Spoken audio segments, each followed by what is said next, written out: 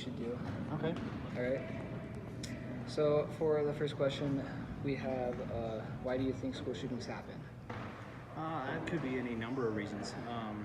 Typically, it's somebody who feels that they've been insulted somehow or slighted in some way or treated unfairly. Okay. If that makes sense. Mm-hmm. Just typically a kid that has gone to school there, been bullied. Sometimes it's justified, sometimes it's not. It's Right. really up in the air. It depends on the circumstances. So it's a wide variety of things. Yeah, that can yeah, cause it really could be. Okay. So are guns the only threat to school safety? Do you Oh, think? absolutely not. In my opinion, guns are very small portion of threats. It's Okay. just the most obvious and most easy to get. Mm. Because how many schools you probably haven't even heard of have had knife attacks. We had one when I first started in this in law enforcement. We had one in Montrose, down on the western slope. It was a neighboring law enforcement agency, so I didn't have direct overlap with it, but a kid had gone into school with a I think it was like a version of a hunting knife or a pocket folding knife, Okay. and it had attacked one of the kids. So was this at like a middle school or high school? This was at a high school. Luckily, the student survived, but obviously was very traumatic, that kind of thing. But it's guns are an easy way to make a very violent impact. It's very obvious. So it's bad saying it this way, but it's a good way for somebody to make a big statement, because guns are so abrupt, so eye-opening. Where some of these lower impact weapons, stabbing knives, those kind of things, they're just not as dramatic. Yeah. If that makes sense. Sometimes they're a little more grisly, but not as dramatic because you can't reach as many people. And sorry if that sounds. So those ones they probably end up worse, but they don't since For it's only fewer a couple people. people that Yeah. have been hurt, nobody takes notice of it. Yeah, Really. it's not dramatic enough to make big news. Yeah. But Yeah, it's very traumatic. do on you that think person. it should make the news? Still. Obviously, I think it should. The problem is where do you draw the line? Where do you say, okay, this was just one incident, but for that family, that changed their life. For sure. But it's in this day and age, we want to have a bigger eye opener. Okay. And that's my opinion, is that to make the news, you have to have more people suffer, if that makes sense, which is horrible. Yes. But it gets the point across and saying like this Yeah. shouldn't happen, Yeah, definitely. and we can get more people involved. Yeah. Okay, and next question. Do you think it is easy for underage students to acquire a firearm or knife? I think for underage students it's probably more difficult, but how many times have you run across a friend or something like that their family has some, or your family yourself, or there's a lot of kids or juveniles in our community, because we're a rural community, that has more access to those type of things, because we're more of a hunting community, and even just range shooting, that kind of thing. Yes. There's simply, I wouldn't say more access, but it's easier access. Yeah. Like in towns, there might be some more setups where it's harder to get to. So like down in Denver. Yeah, like if you're talking inner city, I mean, I would hope that the idea is we don't use it as often, so it's more controlled, so it's in safes more often than not, or that kind of thing. Where up here, like me growing up, we never had safes. Yeah. They were just in the closet. So it's very easy access. A buddy comes over, they can easily walk into the closet and grab a gun. And you wouldn't notice Yeah.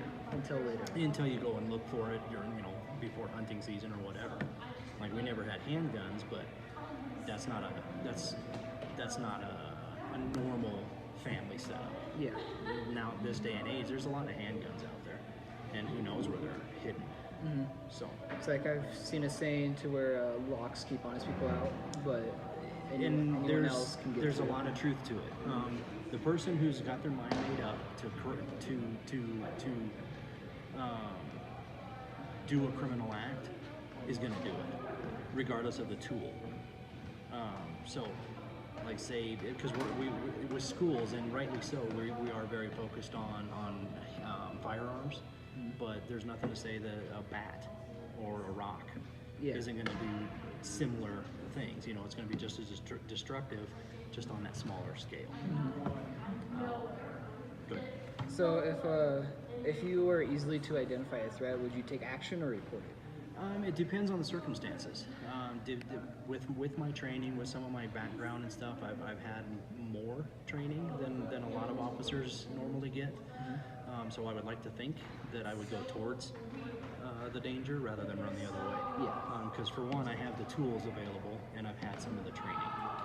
I'm not super caught by any sense, but if there's a situation that I can resolve, especially one where somebody's in danger, I'm gonna do it. Yes. It looks a little bit bad, but I have no issues unholstering, in a sense, if that's what the situation demands. Okay. Now we're gonna go to like what we should do to help prevent school shootings before they even happen. So like, first of all, what do you think is the number one cause of school shootings? You know, that to me, that's probably a little above my pay grade. Okay. I wouldn't. It would only be guesses. The number one cause in my mind would probably just be the social interaction, the bullying side. You know, the So being like an outcast. yeah, being that person who has gone through that one situation that has just pushed them too far. Okay. You know, not necessarily being the outcast, because you could have somebody that is totally, you know, no red flags or anything, and then all of a sudden, boom, and then you have this bad situation. You just never know. We're taught not to profile, even though a lot of times there's typical things that you can look for, and they crop up a lot in these circumstances. But overall, I would say it all generates from some sort of bullying, in my opinion. Right. So you've taken small arms fire training and all that, right?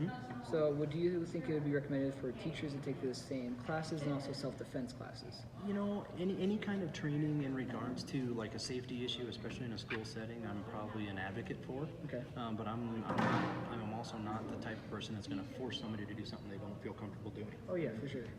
There's a lot of people that are very nervous around firearms or a new situation where they're just it's just not their cup of tea.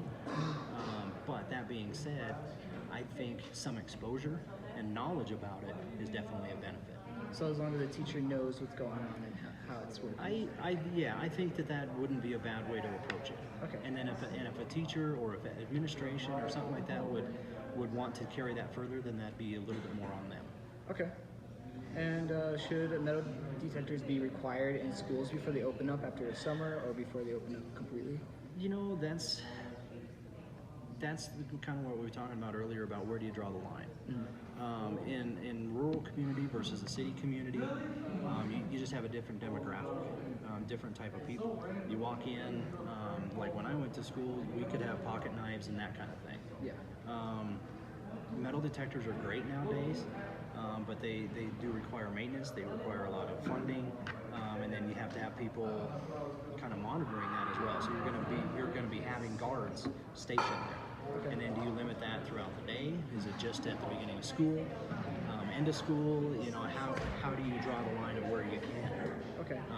Like our doors are always locked, right? Except for lunch periods and at the beginning of the day. So do you stop doing that and make everybody go through the metal detector and unload their pockets every time they come in? It's just a balancing act. Yeah. So depending on your demographic, I think that's what you'd have to look for more so. Up here, I don't think it would be 100% necessary. Would I like to see it at some events and stuff? Sure. Because you just never know. And an event is where something's going to happen in my life. Yeah.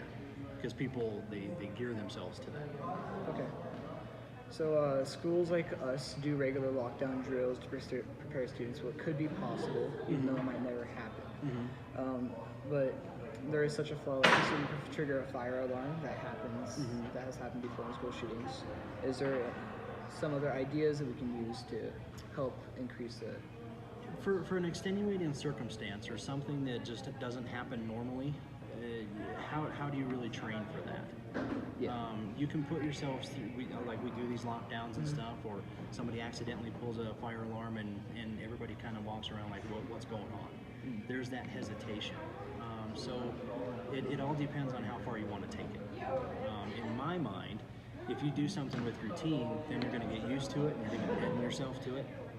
But if you don't ever prepare for it, then you have no idea what to do. Do you think we should do lockdown drills more often? Me personally, I think we should, but I think they should be not necessarily so general, but more isolated. Isolation. So like stay in your classroom, don't move, or Yeah, movement is always bad in my mind because then you don't know where everybody's at. You got all these moving parts, and you're trying to isolate the problem. But then is the problem here because people are running? The problem here because people are running? But if everybody's just in one spot and then you gradually, that's what takes so much time on a lot of these incidences. They're going in and removing those people slowly, making sure everybody's as safe as they can be. Repetition in my mind in that regard, but on a lot more controlled. so keep platform. people in the classes that they're already in, and then wait until an officer comes in. Rather than going, okay, I think I can get going because it's been quiet for 5 minutes. Yeah. What do you think about students who have free periods? Like they're out here in the commons, or That's always the difficult part. Is you're always going to have these variables that you're not going to be able to control. Okay. You're going to have students running around. You're going to have visitors coming in and out. Yeah. You're going to have a gym class going out to outside to do their stuff. You just never know. okay. So, what do you think are the first signs of someone who's like unstable or capable of causing harm to other peers? If and not being trained in regards to that per se, I would look for somebody who's just kind of acting out of the norm. Okay. And we all understand some people are the weird kid or whatever. I was at that kid at certain points. I was the one that was finger was pointing at, going, oh yeah, he's kind of different. That is what it is. But you have to be extremely aware or cognizant of that individual person. You can't just say, oh yeah, that guy was always the weird one. Yeah.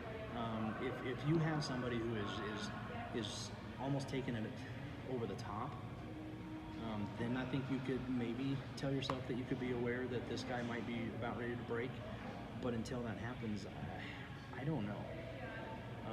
Because I'm not a profiler, I'm not a psychologist, that kind of thing. So it would just be a guess as to, I don't know what this kid is normally like doing normally. So I don't know if this is just his day-to-day activity. But that being said, if you see somebody who's obviously acting suspicious, that one person who's carrying some sort of bulky item that might look a little bit funky, that kind of thing, then you can kind of raise your eyebrow a little bit more and say, hey, maybe somebody should talk to this person. Yeah. And then go from there. All right. What do you think would be like a fair punishment for a school shooter if he survived through the conflict? That's again, that's above my pay grade. I'm not a how do they put it? I'm not a judge. Yeah. Just your opinion on like, or should we like be super harsh on them, or should we like give them some slack because they've been pushed too far mentally? For whatever reason they're making the choices that they're making, it's still unacceptable by society and law. So in my opinion, it should be enforced to the fullest of the law. But you can always take into consideration, does this person legitimately have a break? Or were they acting out with every reasonable feeling they had in control, if that makes sense. But how do you judge that? Because nobody can tell what somebody else is thinking. But if that person is going through certain thought processes, a time frame, that kind of thing, though that all plays into whether or not that person is really deliberately going about these actions, or if they were just in the heat of the moment. Yeah. So when you're in school, when you're going to high school and middle school, did you ever fear of a school shooting and not wanting to go to school? Myself, when I was in school, no. But it was a different time. It was in the 1990s, 1980s. We didn't have we weren't exposed to that kind of thing as much. We had school shootings. There was, what was it, the shooting down in